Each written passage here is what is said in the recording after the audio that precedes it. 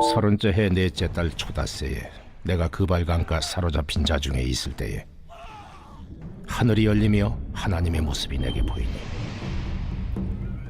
여호야긴 왕이 사로잡힌 지 5년 그 달 초닷새라.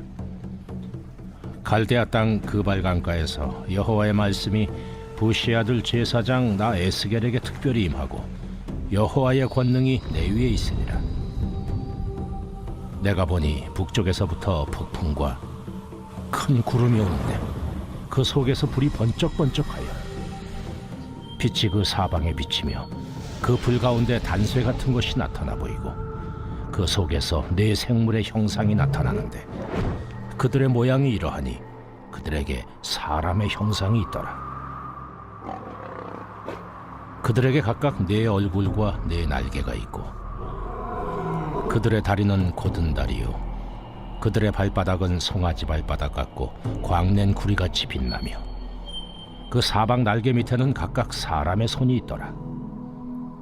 그 네 생물의 얼굴과 날개가 이러하니 날개는 다 서로 연하였으며 갈대에는 돌이키지 아니하고 일제히 앞으로 곧게 행하며 그 얼굴들의 모양은 넷의 앞은 사람의 얼굴이요 넷의 오른쪽은 사자의 얼굴이요 넷의 왼쪽은 소의 얼굴이요 넷의 뒤는 독수리의 얼굴이니 그 얼굴은 그러하며 그 날개는 들어 펴서 각기 둘씩 서로 연하였고 또 둘은 몸을 가렸으며 영이 어떤 쪽으로 가면 그 생물들도 그대로 가되 돌이키지 아니하고 일제히 앞으로 곧게 행하며 또 생물들의 모양은 타는 숯불과 횃불 모양 같은데 그 불이 그 생물 사이에서 오르락내리락 하며 그 불은 광채가 있고 그 가운데에서는 번개가 나며 그 생물들은 번개 모양같이 왕래하더라. 말씀을 하루 여시는 사랑하는 천안침례교회 성도님들을 축복합니다. 10년 전만 하더라도 우리의 삶 주변에는 참 따뜻함이 있었습니다. 아파트 엘리베이터만 타더라도 인사도 하고 안부도 묻는 일들이 당연했었습니다. 그런데 지금은 어떤가요? 요즘 엘리베이터 안은 누가 타든 말든 관심도 없이 핸드폰만 들여다보며 삭막한 기운만 감돕니다. 저는 이러한 사회상이 결코 가볍게 여겨지지 않습니다. 시간이 지날수록 세상엔 사랑이 식어가고 있고 세상의 뉴스에서는 살인과 분쟁, 온통 혼란스러운 이야기들만 가득합니다. 이 현실들을 바라보면 우리는 지금 마지막 때를 살아가고 있음이 더 분명해지고 있음을 느끼는 요즘을 보내고 있습니다. 오늘 에스겔서의 시작에도 마지막 때의 모습이 보여집니다. 솔로몬 이후에 이스라엘은 분열되었고 북이스라엘은 아수르에 멸망했으며 남유다 왕 여호야김의 잘못된 정치로 남유다는 바벨론의 포로가 되었습니다. 에스겔은 바벨론의 2차 침공 때 포로가 되었습니다. 에스겔이 살아가던 시대는 혼란 그 자체였습니다. 이런 시대 속에서 우리가 오늘 마주하게 되는 1장부터 3장까지의 말씀은 하나님께서 에스겔을 선지자로서 부르시는 소명장입니다. 이 시대적 배경 속에서 우리가 기억해야 할 것은 하나님은 혼란의 때에 어둠의 때에 희망을 잃어가는 때에 사람을 세우시는 분이시라는 것입니다. 오늘 본문에서 에스겔은 선지자로 부르신 하나님께 순종했고 하나님께서 순종한 자에게 부어주신 그 환상을 가감없이 선포하는 모습을 우리가 볼 수 있습니다. 바벨론의 포로로 끌려온 그 남유다 사람들은 이미 멸망의 길로 가고 있다는 것을 모두가 직감하며 불안감에 모두가 귀를 닫았을 것입니다. 아무도 듣지 않는 그 상황 가운데에서도 하나님께 세움받은 에스겔은 하나님의 환상을, 하나님의 예언을 선포하고 있는 것입니다. 이 장면들을 통해서 마지막 때를 살아가는 우리에게 하나님께서 원하시는 두 가지 모습이 보여집니다. 첫 번째로 우리는 선지자적 삶으로 살아가야 합니다. 에스겔만 선지자가 아닙니다. 예수를 그리스도라고 믿는 우리도 바로 선지자입니다. 너무나 잘 아는 말씀이죠. 이것이 우리들의 말씀이고 우리들의 정체성인 줄 믿습니다. 마태복음 28장 19절입니다. 그러므로 너희는 가서 모든 민족을 제자로 삼아 아버지와 아들과 성령의 이름으로 침례를 베풀고 아멘. 에스겔이 살던 시대와 우리가 살아가는 현 시대는 별반 다를 게 없습니다. 똑같이 희망을 잃어가고 있습니다. 똑같이 복음이 거부당하고 있습니다. 똑같이 하나님을 잊어가고 있습니다. 여러분, 남유다의 마지막 때가 찾아온 이유가 무엇입니까? 선민의식 때문입니다. 선민의식이 무엇입니까? 난 이미 구원받았으니까 괜찮아. 난 선택받았으니까 내 마음대로 살아도 돼. 이러한 신앙적 안일함의 결과는 결국 바벨론의 포로가 되는 것이었습니다. 지금 한국교회도 마찬가지입니다. 난 이미 교회 생활을 많이 했으니까 괜찮아. 난 이 정도 직분이 있으니까 다른 사람이 고생하면 돼. 이렇게 내 마음대로 생각하는 이기주의가 바로 선민의식입니다. 우리는 지금 당장 심판을 당해도 전혀 이상하지 않을 상황 가운데 신앙생활을 하고 있다는 것입니다. 세상과 교회가 다를 것이 하나 없습니다. 요즘은 교회가 세상보다 더 혼란스럽습니다. 교회 안에서 선민의식이 사라지지 않는데 세상은 어떻겠습니까? 선민의식이 가득한 현 시대 가운데 세상뿐만 아니라 교회도 반드시 결국 심판의 때를 맞이하게 될 것입니다. 여러분, 우리 정신 바짝 차려야 합니다. 때가 악하고 때가 오고 있습니다. 가서 제자 삼으라. 예수님은 우리를 선지자라고 부르십니다. 우리는 복음으로 세상을 구해야 하는 자들이라는 것입니다.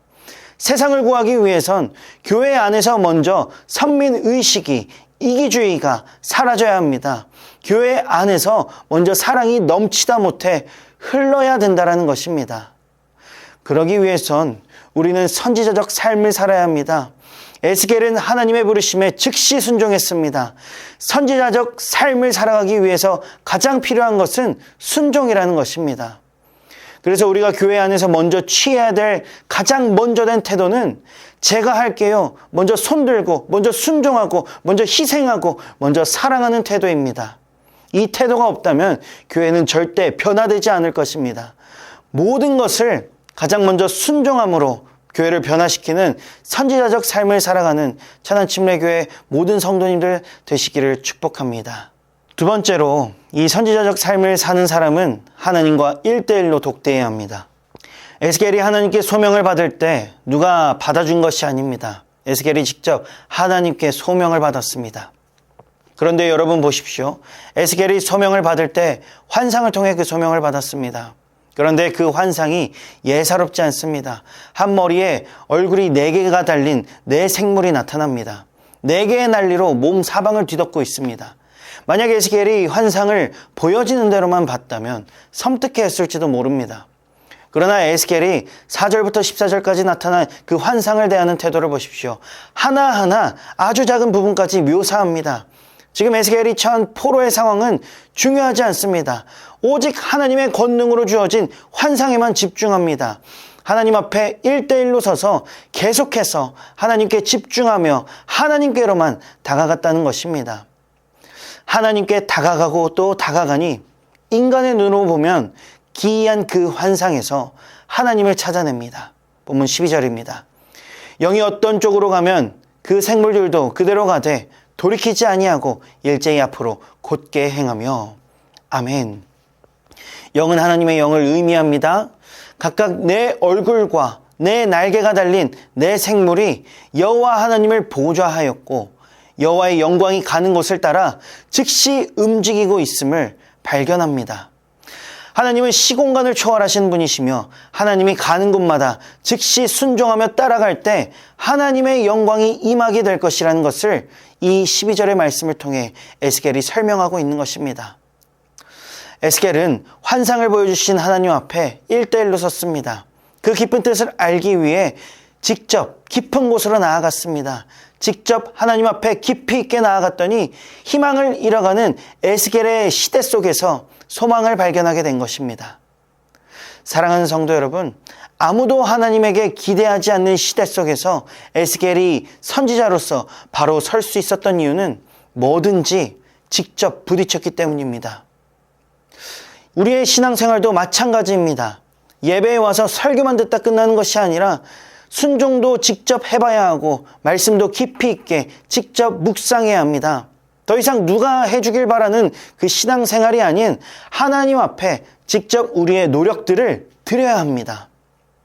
하나님의 일이라면 뭐든지 직접 적극적으로 참여하는 선지자적 삶을 살아내십시오.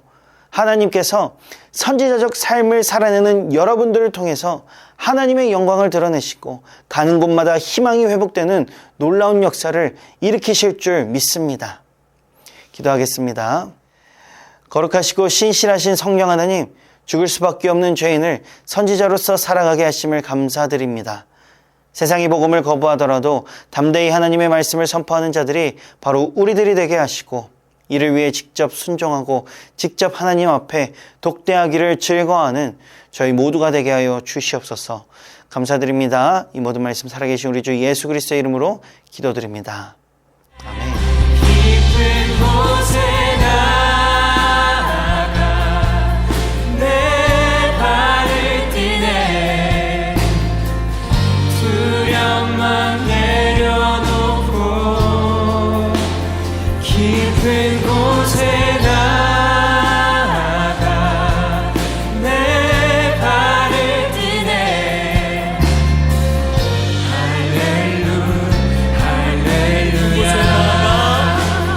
깊은 곳에 나아가 내 발을 띠네 두려움만 내려놓고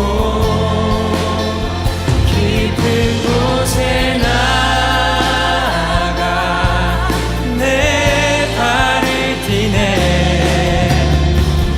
할렐루야 한번 더 고백하겠습니다. 깊은 곳에 깊은